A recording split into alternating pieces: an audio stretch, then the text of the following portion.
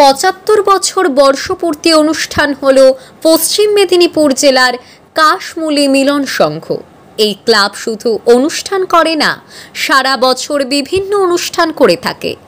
সাধারণ মানুষের জন্য কখনো কখনো দরিদ্রদের সাহায্যের হাত বাড়িয়ে দেওয়া, আবার কখনো যারা ভালো পড়াশোনা করে তাদেরকে হাত বাড়িয়ে যাওয়া, বিভিন্ন রকম সামাজিক কাজকর্ম করে এই মিলন সংঘ।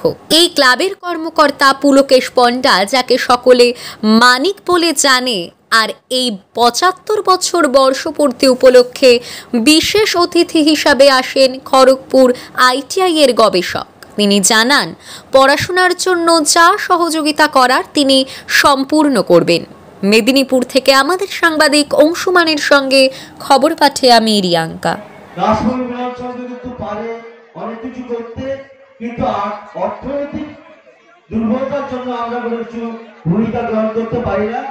আপনারা যে সহযোগিতা করেন, কাশ্মীর মিলন সংঘ আপনাদের কাছে সবসময় আছে, সবসময় থাকবে, এটুকু কথা দিতে পারি। আগে অনেক চেষ্টাও করছি, এখনও করছি। আগে একটা স্কুলেরও প্রতিষ্ঠা করার প্ল্যান করেছিলাম, স্কুলটা প্রতিষ্ঠাও হয়েছিল, কিন্তু হঠাৎ করে 5-7 বছর চলার পরে সেটা আমি আমেরিকা থেকে কিছু মানুষ যারা পড়াশোনার জন্য সাহায্য করতে চান, তাদের সাহায্য নিয়ে এসে আমি একটা স্কুল এখানে স্থাপন করেছিলাম। সেই স্কুলটার প্ল্যান ছিল ইংলিশ মিডিয়াম স্কুল হবে।